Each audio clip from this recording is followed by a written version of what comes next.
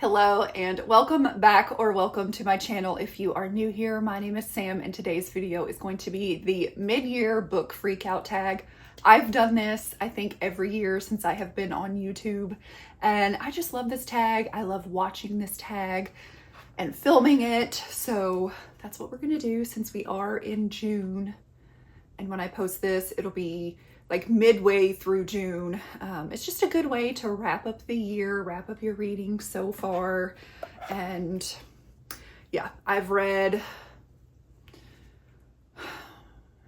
just did a video reading, like recapping every book that I had read up until like end of May, so beginning of June. And it was 109 books, and I've read a few since then, but I don't know the number. But I've read well over 100 books, and I think I've had a pretty good reading year so far. And yeah, I'm excited for what else is to come this year, reading wise and life wise.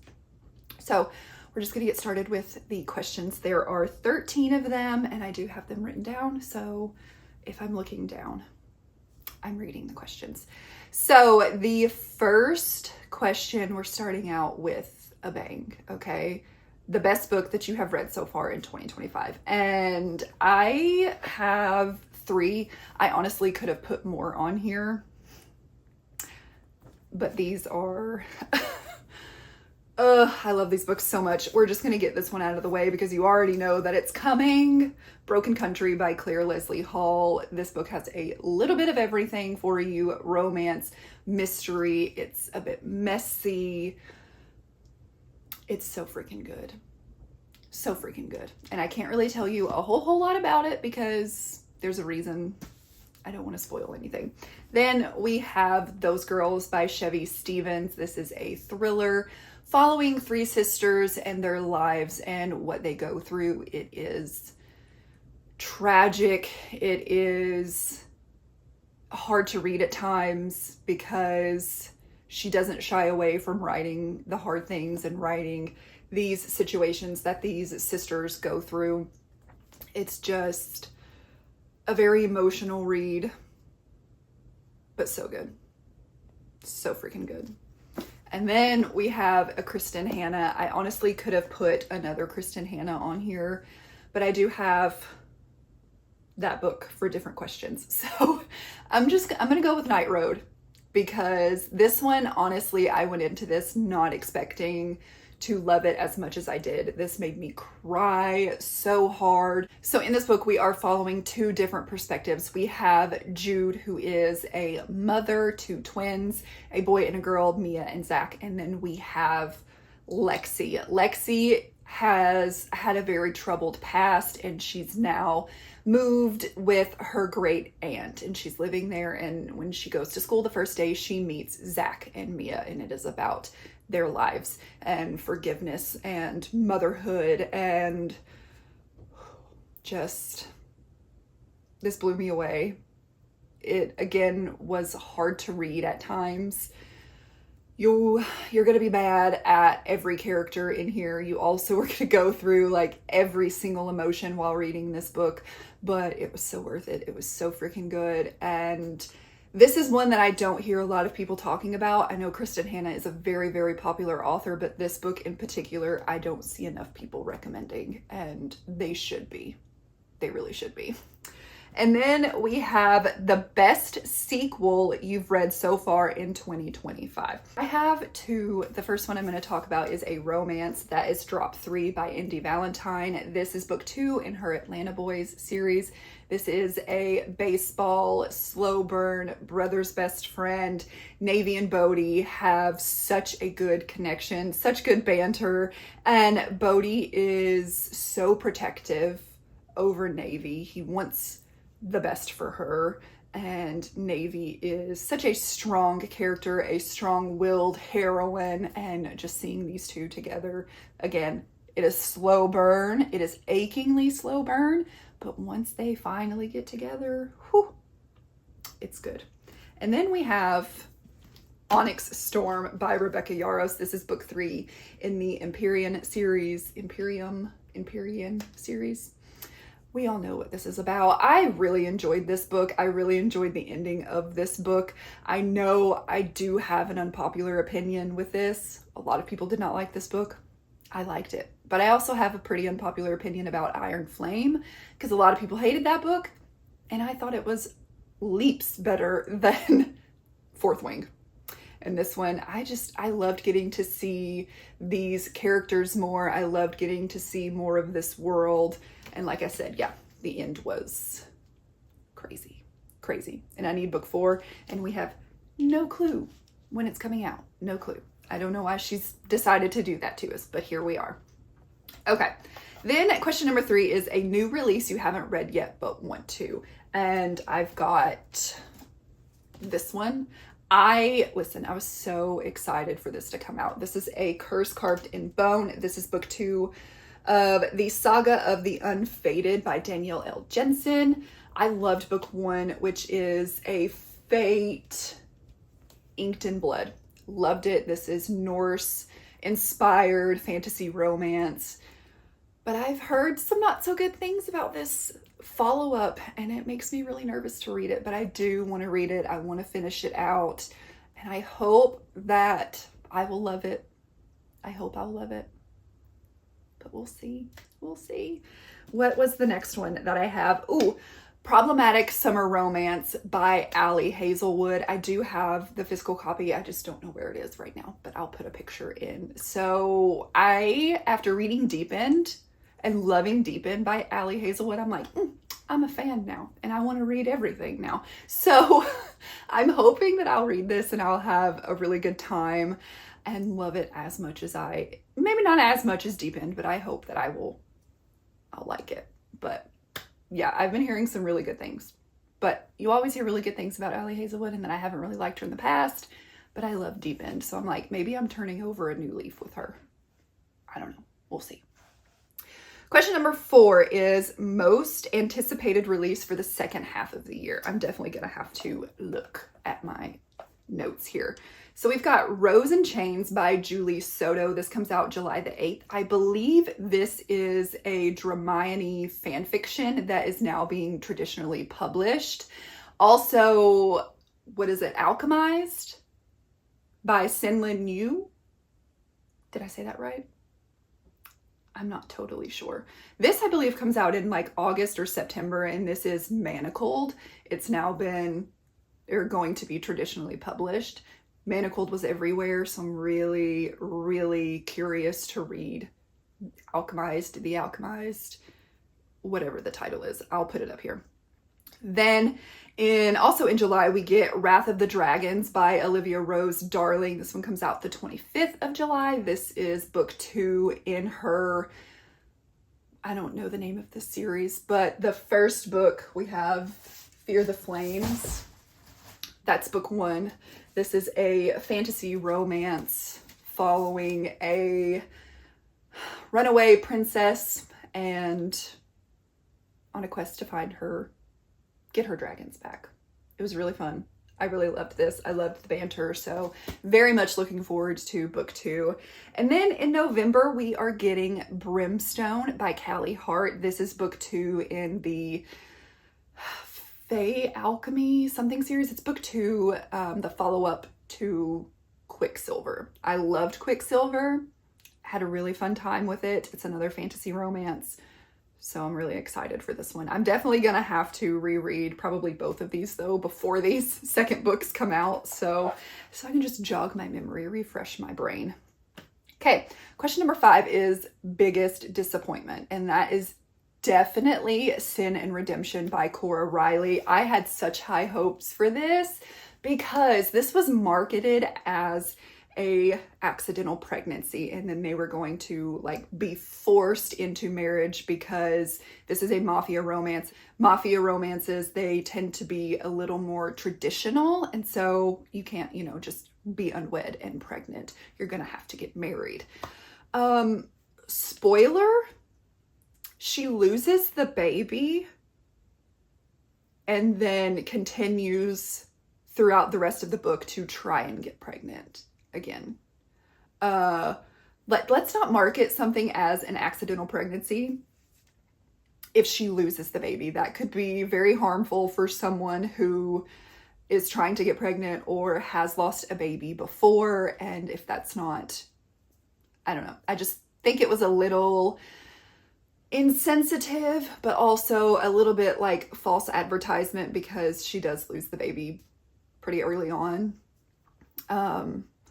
And for me, someone who loves accidental pregnancies, I was like, what the heck? I was so excited to read this, and then you lose the baby. Like, you can't dangle that in front of me. And I know like pregnancy loss does happen, but I didn't like how it was handled. So I was very, very disappointed. So disappointed in that book. And then biggest surprise is question number 6, and Deep End by Ali Hazelwood. You all already know, because every time I talk about this book, I talk about the fact that I have not liked an Ali Hazelwood book until this one, and I gave it 5 stars. This blew me away. Even as I was reading this book, I was like, wait, am I liking this? I think I'm liking this book. Yeah, this is a damn good book. And then at the end, I'm like, 5 stars. I want to reread this because I loved it that much. This is a college sports romance following an Olympic swimmer and a diver, and they kind of enter into this like friends with benefits situation that then turns into something more. It was so freaking cute. There is some mental health rep in here, and it was spicy. It was so good. This is how a sex-forward book should be. This is how sex should be used to drive a relationship forward, to have that deep, meaningful connection through sex. This is how it is done. I thoroughly enjoyed this book and was so surprised. Okay, question number 7, we have new favorite author. Now, I haven't read like a new debut author, so I have authors that are new to me that I've read this year. Now that I'm thinking about it, I may have read this in 2024. Did I? I don't remember. I don't think I did. I'm gonna have to double check my Goodreads. But John Mars, I've read a few of his books and I've enjoyed a few of them, some not so much, but he's just such a fast-paced author, and I love the concepts that he does, at least in the books that I have read. I think they're pretty original, so really enjoying John Mars, and I need to read more from him. And then Chevy Stevens, I want to read everything that she has written, everything she's written, because I loved this book so much. And then Clare Leslie Hall, okay? I love this book. I love this book. I love this author. I love her writing, and I've only read 1 book, okay? I think she only has 2 out because I believe she is a British, like a UK author who her works are just now kind of being more in other countries, published in other countries. So I need to get my hands on more of what she has written because this was fantastic. I could just sit and for every question, besides biggest disappointment, just have that. That could be the answer for all of these. Okay, newest fictional crush. Again, I have talked about this book, but you guys, I'm obsessed with Romallo from Be With Me by Gabrielle Sands. This is book 1 in the House of Ferraro series. This was a book I read in one sitting. I could not put it down. Romallo he comes from a very powerful mafia family, and he's used to getting what he wants, and he is going to do whatever to get Mia. But he also had such a vulnerable side to him, and I really loved seeing that in a mafia hero. That's the things that he has gone through and the emotions that, you know, he has is not something that you typically see a mafia hero possess or, you know, display, talk about. And I loved that he was so open about it with Mia, and even before they really were established in their relationship. So he's so great. He's funny. He is powerful. He was very protective, but also just like he melted for Mia.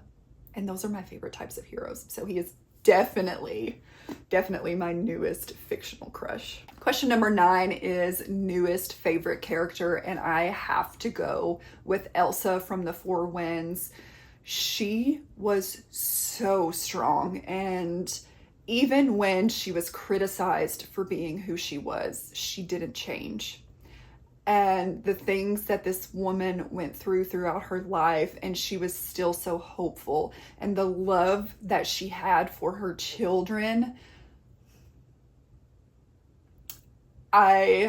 This is another book that made me just sob. I could not handle my emotions while reading this book. And Elsa, she deserved the world. This woman deserved the world. She was put through so much, but she made it. She overcame so much. And I loved her strength in here. I loved it so much. So she is definitely a character that will stick with me for a very, very, very long time. Question number 10 is a book that made you cry. And once again, I have 3 books because, listen, I'm a crier. I cry a lot in books. The first one I'll talk about is one that I haven't mentioned yet in this video, and that is Sunday Morning by Joel E. Ann. This is book 1 in the Sunday Morning series. It is a romance following Sarah, who her father is a pastor. She was raised in a very religious, very conservative family, and she has a boyfriend, but she doesn't really see their relationship going far. But everyone in the town thinks that they just have this wonderful, perfect relationship, and they're going to get married and they're going to have babies and have the perfect little family. But Sarah wants more. She has bigger dreams. And when her boyfriend's older brother comes into town, he shows her that she can have everything that she wants. And who cares what your parents want for you? Who cares what your peers are going to think? Go after what you want. Be happy. So I loved this. It wasn't the relationship that made me cry. There is something in here that happens that did make me cry, and I wasn't expecting it.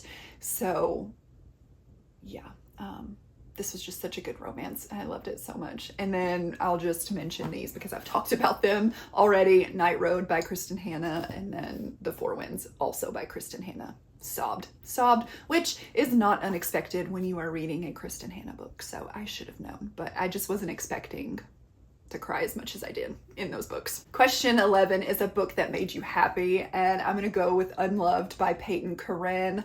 This is the second book. I don't remember the name of the series, but Unsteady is book 1. This is a college sports romance. Our hero plays hockey, and our heroine is his new tutor. And the friendship that these two had before they started in this relationship was so innocent and just pure. And our hero, Freddie,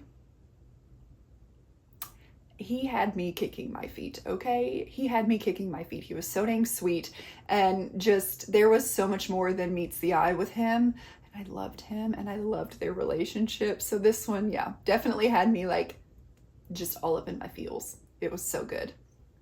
Question number 12 is the most beautiful book you've bought or received this year. I have 2. We're just going to go ahead and get this one out of the way because, look at this book.